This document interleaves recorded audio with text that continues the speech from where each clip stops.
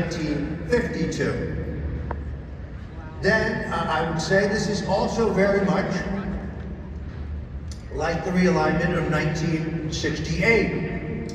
That is a realignment in which white Southern Democrats and blue-collar ethnic Catholics in the Northeast and the Midwest elected Richard Nixon, although in a three-way race, but eventually a realignment that manifests itself in the election of one of our greatest presidents, Ronald Reagan.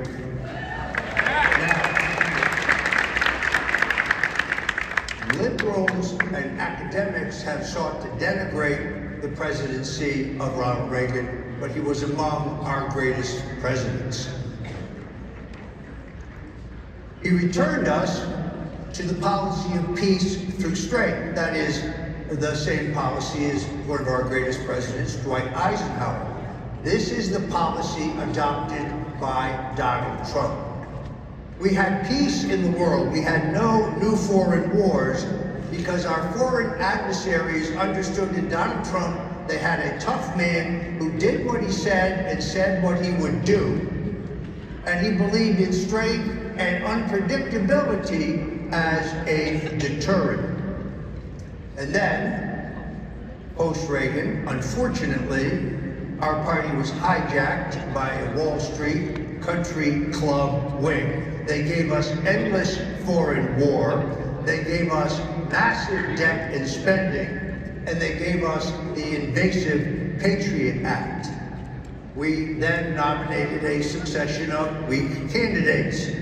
I speak specifically of Mitt Romney, a man who begged Donald Trump for his endorsement to get into the U.S. Senate. And then, just as his father, George Romney, knifed Barry Goldwater in the back, he knifed our president in the back by voting for his impeachment. So to Mitt Romney, I say, Judas, be gone.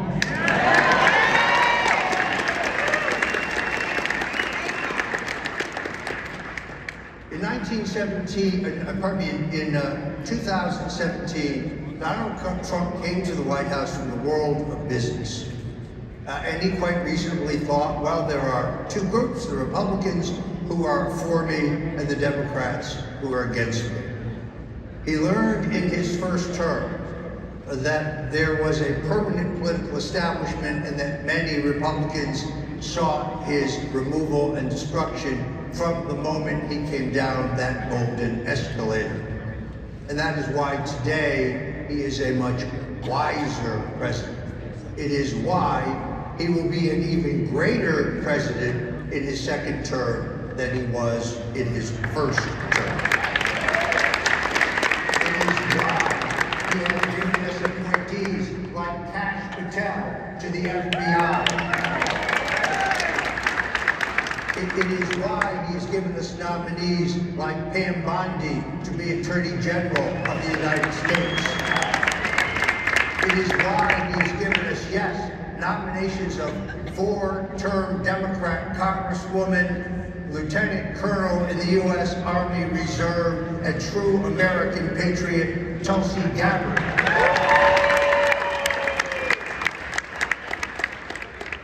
It is why he has given us nominees like a man I watched being kneecapped when he tried to run for president as a Democrat, where they used the same tactics against him that they used against Bernie Sanders, and then hamstrung by lawfare when he sought to seek the presidency as an independent, and who then came to realize that it was best to put his personal ambitions aside, and because he's opposed to war, and because he believes in free speech, and because he wants to make America healthy again and deal with the issue of child chronic disease, has joined into this great alignment.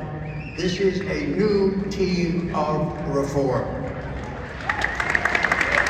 But let's be clear, as we saw this past week regarding the continuing resolution in the Congress pertaining to our financing. Our problem today are not the socialist, screwball, Marxist Democrats.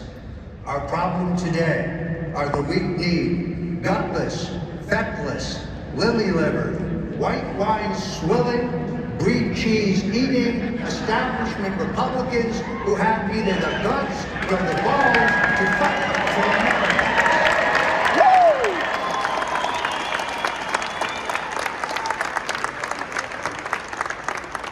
My friends, one man can make a difference. One person can make a difference. I point out to you today with us a man who had never been in politics. He was an entrepreneur, a businessman, concerned about creating jobs. But then he put a sign on the roof of his factory in New Amsterdam, New York that said, "Vote for Trump." It was the largest sign in the United States to say so. And the Democrat mayor of Amsterdam, New York, sought to put him in jail for exercising his First Amendment right.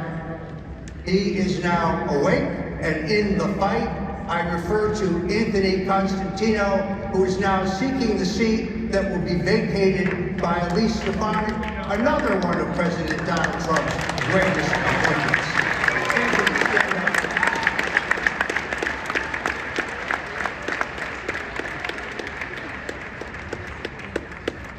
My friends, the danger is not over.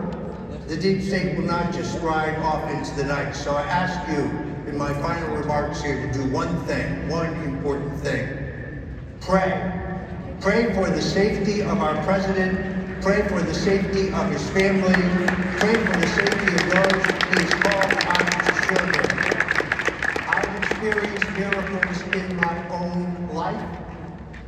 I've experienced multiple miracles after I was given an unconditional presidential pardon. My wife was diagnosed with an aggressive stage 4 cancer. And I prayed to the Lord that she be saved. And I'm happy to tell you today, thanks to the healing power of Jesus Christ, she is free of cancer.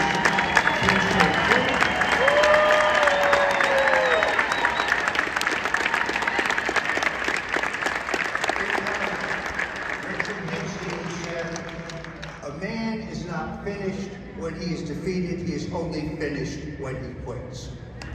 My friends, he also said, the greatness comes not when things go always good for you, but when you suffer some defeats, some setbacks, you take some knocks. Because only until one has been in the deepest valley can one appreciate the highest mountaintop. In the fight for freedom, in the fight for our Constitution, in the fight for our way of life, my friends, neither Donald Trump nor yours truly, Roger Stone, will ever quit in that fight. God bless you.